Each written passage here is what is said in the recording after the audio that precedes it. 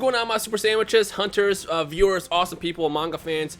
Hunter x Hunter Battle All-Stars is in the background. I actually meant to say Hunter x Hunter chapter 356, but Battle All-Stars in the background anyways, and I guess I can keep going with this intro. Which, by the way, if you guys check it out, this is actually Heaven's Arena right now. It's back for the next 2 weeks, and I decided for the background of this video, since this is all about Heaven's Arena right now, sort of, since we have Chrollo and Hisoka fighting, I figured I'd find my friends. So this is my friend list, and I'm actually pick them apart all one by one.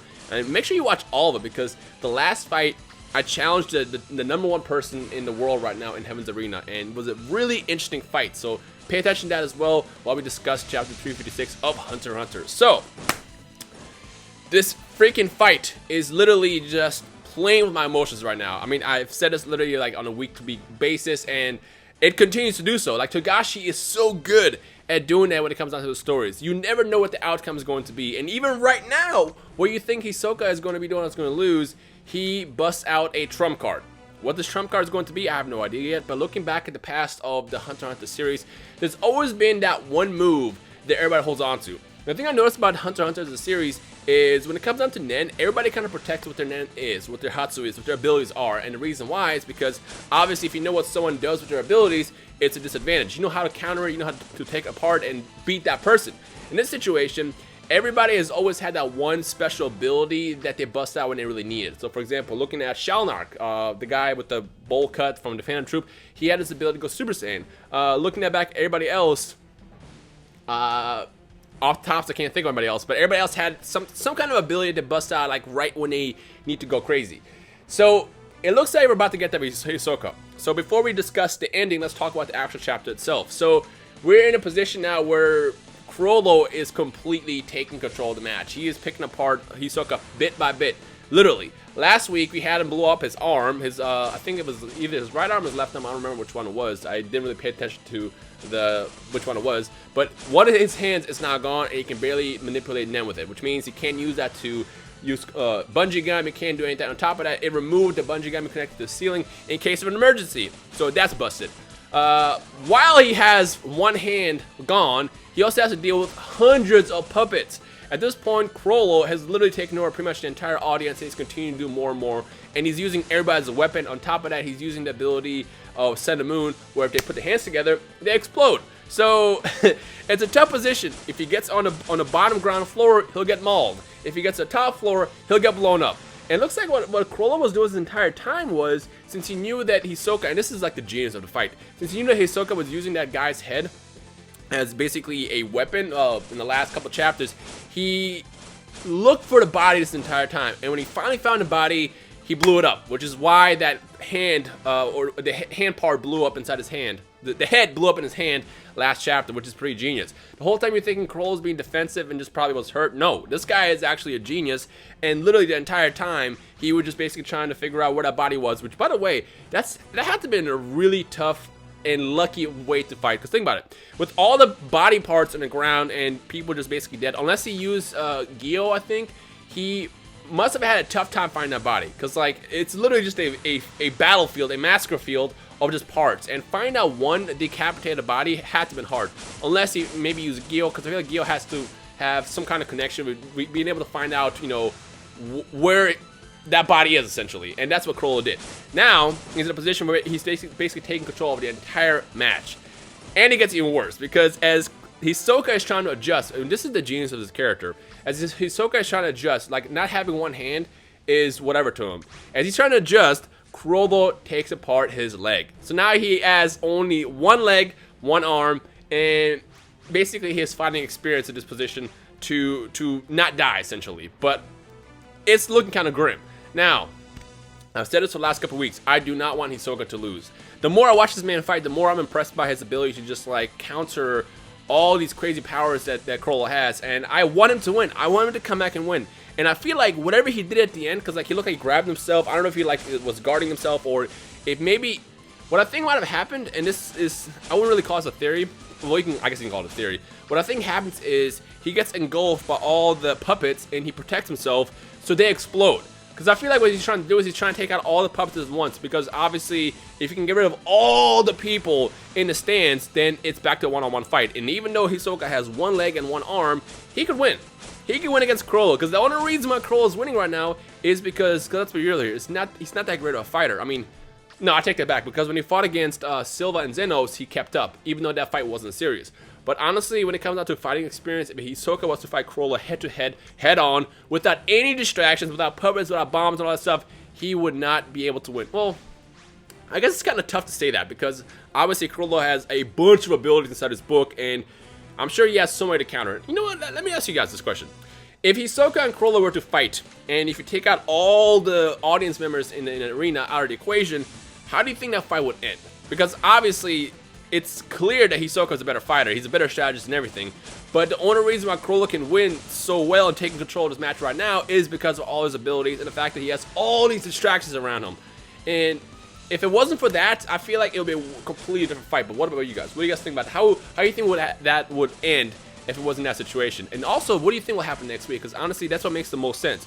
I feel like what he did is he used his last bit of energy and power to protect himself from the explosion, and is taking out probably lots of puppets. I mean, it's kind of tough to tell to see how many puppets were actually involved in that last explosion, but that's what it looks like. They all kind of jumped him to kind of blow him up and take him out, and then that was it. But there's no way that Hisoka can go out like that. No freaking way. I mean, Togashi has always been famous for taking the story in a direction where it's the least expected thing for you to see, and I feel like, you know, there's going to be another surprise. And we got that Hisoka trump card coming. We have to have this trump card coming. And when it happens, I feel like that's going to be the thing that's going to allow him to take control of the match. Oh my gosh, this freaking fight is going to last forever. Like, the fact that, you know, I feel like I still have a strong gut feeling that right before we get to the conclusion of this fight, Togashi is going to pull a fast one on all of us and take us to the next part of Dark Continent arc story. Because if you look at the past couple of chapters in the series so far in the Dark Continent arc after the anime has ended, it's been kind of like setting everything up and then going to the next story. Like we saw at the beginning, which took us to, you know, the Zodiacs. We saw, you know, Jing and Pariston. We saw, whatchamacallit, the Kurapika stuff.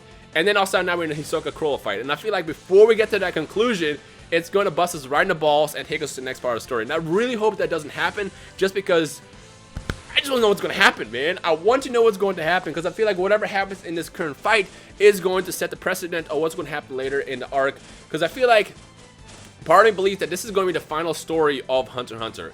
And with that said, everything needs to come to a conclusion. We need Kurapika and Chrollo for the fight. We need Gon and Hisoka to fight. Although I will say that Chrollo versus Kurapika is a top thing. I feel like that has to be more of a thing to happen than Gon and Hisoka. Because at this point, Gon and Hisoka are kind of cool.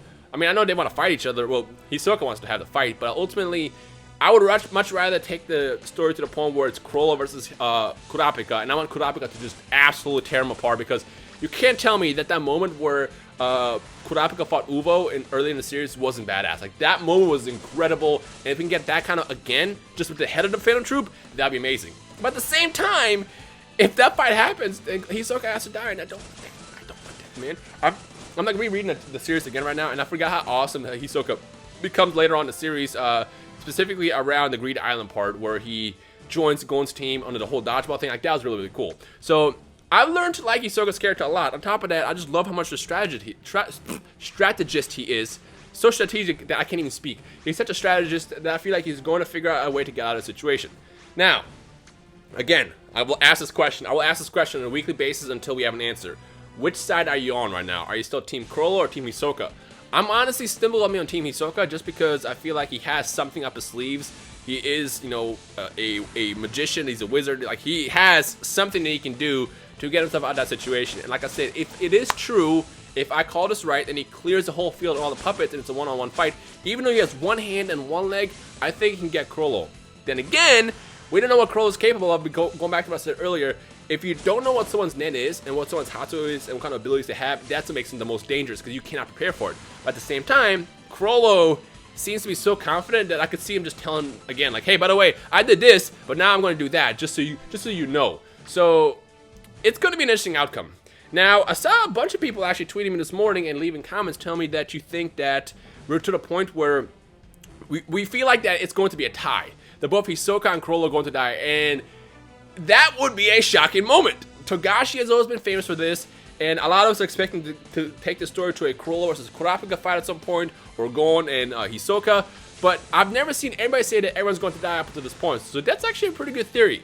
if both Chrollo and Hisoka die, honestly, I will be really disappointed. I'll be very disappointed just because, well, I won't be disappointed in terms of like, oh, this story sucks. I'll be mostly disappointed in terms of like, I don't want both of them to die. Like, I want Hisoka to survive, number one. And number two, I want to see the ultimate fight between Kurapika and Chrollo just because it needs to happen. Like, it was something that was set up in the story a long time ago. So that's kind of where I want the story to go, and I don't want them both to die. But at the same time, it could be possible. For all we know, he's going to take him with him. Because he did say at the end of that chapter, he was like, okay, well, I guess if I'm going to die, I might as well do this. And then he did that thing, and then, of course, we got the cliffhanger again. And now we're kind of waiting to see what happens next Thursday. So it's very interesting and so hard to figure out what's going to happen. So what do you guys think? Let me know your thoughts in the comment section below based on what you experienced and thought and kind of the ideas you had as you read this chapter. With that said, I guess now we patiently wait again for another week, and hopefully we get more closer to the conclusion of this fight rather than my possible guess of where they might just cut the story and go to the next part, because I really don't want that to happen. Anyway, so I hope you enjoyed today's review. If you did, leave a like right below if you're hyped for the series and all that good stuff. Don't forget to check out Hunter Battle All-Star. It's a really fun game. I cannot stop playing it. It's only in the Japanese iTunes store as well as Android. So if you're on Android, use QApp. And if you're on an iTunes iOS device, then just get a Japanese account. But that's pretty much it. Anyways, I hope you guys enjoy the rest of the day. My name is Rhymestyle, and I'll see all you awesome hunters, super sandwiches, viewers in the comment section below. Peace.